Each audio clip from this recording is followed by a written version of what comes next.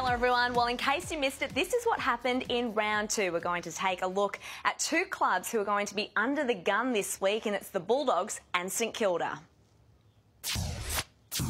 We'll start with the Doggies. That's two big losses in 2 weeks. Last week it was the Giants. This week the Eagles at home, no less. And the Eagles, well, they didn't have their coach Adam Simpson out with family reasons. So it was this man here, Jamie Graham, taking the reins today. And the Eagles, they got off to a flying start, kicking 8 unanswered goals to dismantle a very disappointing Bulldogs side. But it was Liam Ryan in his second game who stole the show for West Coast.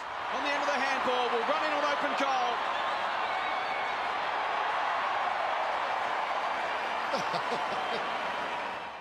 Nearly tripped over there, but he managed to find his feet, Liam Ryan. An excellent game from him. Very exciting indeed. Now, the other team that was also equally as disappointing as the Bulldogs was St Kilda, and they were deplorable on Good Friday against North Melbourne. Very unfortunate. Ben Brown kicking 6 goals in this magnificent performance from the Roos. Sweeping handball from Waite. Tarrant, really good game again today. Brown's been terrific, and that's a wonderful mark. Could he kick goal number 6 and probably give the Kangaroos a match-winning lead? He's had a wonderful second half. He's given it all he's got, and you know what? He's dogged it. He's dogged it. What a good Friday he's having. A huge win for the Roos. For the Saints, well, it was pretty bad football. Let's hear what Alan Richardson, the coach, had to say. Our performance tonight was incredibly disappointing, absolutely smashed in contest and beaten badly on the outside. How can we get outworked so consistently across 4 quarters, given that that's a strength of ours, our ability to be able to get across and support our mates, our ability to be able to outnumber at contest is a real strength. So that's the biggest question that we have. Why were we not prepared to roll our sleeves up and really dig in, either to support your mate or to get over and compete for the ball?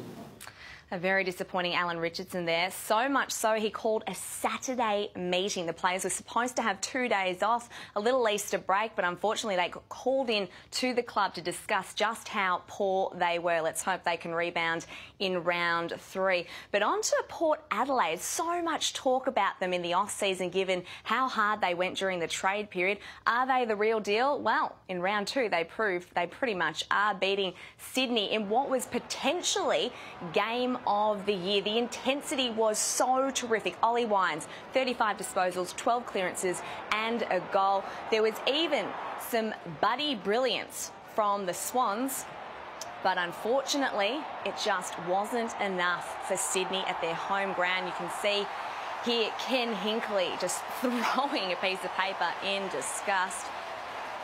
It was very close towards the end, but Port Adelaide managing to get the deal done.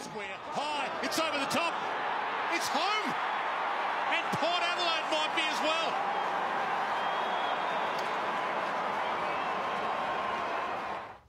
So Riley Bonner there, last week's rising star with that magnificent goal. Port Adelaide showing their true wares there.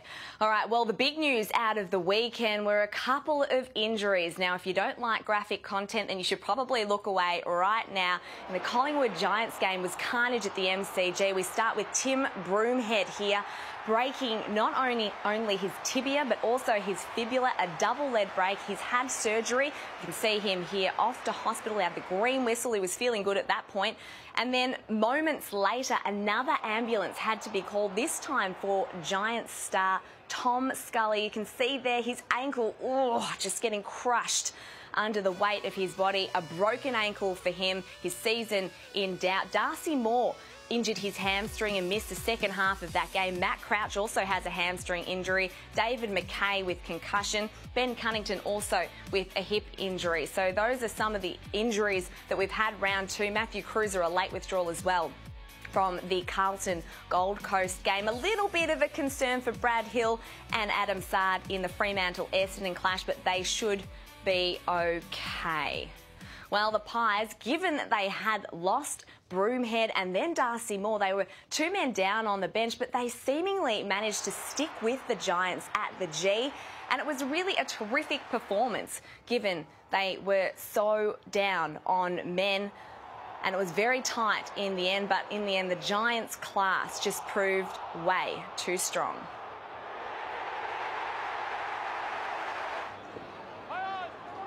The tap comes the way of Lloyd. Whitfield just gets it onto the right boot. It's there. It's there from Lockie Whitfield.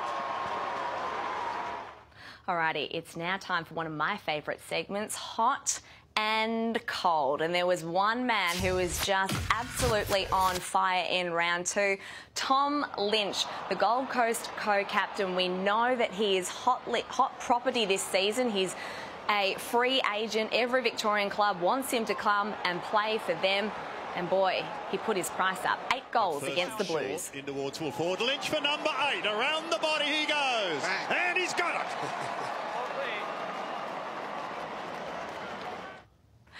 So from Tom Lynch, who was super hot, to someone not so hot in Joe Danaher. The key forward for the Bombers had a terrible night. He actually came into the game against Fremantle having kicked at least 1 goal in 39 straight matches. But unfortunately on Saturday night, there was no joy for him and essentially no joy for the Bombers on a night that the Dockers really dominated. And it was good news for Dockers fans too, because they got to see Optus Stadium for the very first time. And they have these amazing LED lights which really came alive at the end of the game. And I'm sure if you were at the stadium, it had very much a nightclub feel. The music was pumping.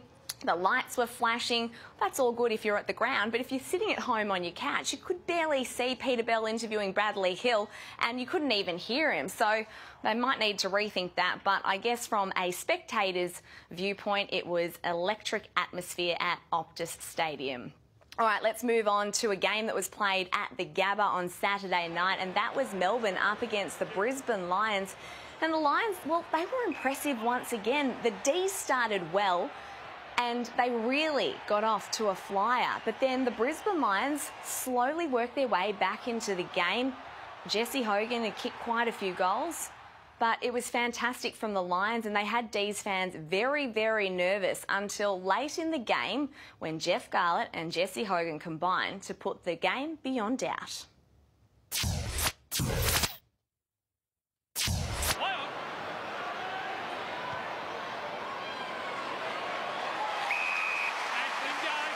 Shielded away from Garlett, but then Garlett got the smother in. And now he's away again. Lowers the eyes, looking for Hogan. Bud streaming through the middle. Hogan goes for goal. What a finish from Jesse. He's got 5. How good was that smother from Garlett? Absolutely fabulous. And, of course, Jesse Hogan starring with 5 goals. All right, let's rewind a little bit. We'll go back to Thursday night at Adelaide Oval, the grand final rematch. So much anticipation and hype about this clash. It was great to see Adelaide skipper Taylor Walker back. He kicked 4 goals for the night, and the Crows, well, they really were impressive despite being down a man. But, of course, great to have this man, Tex Walker, back. He bounces it through for his 3rd.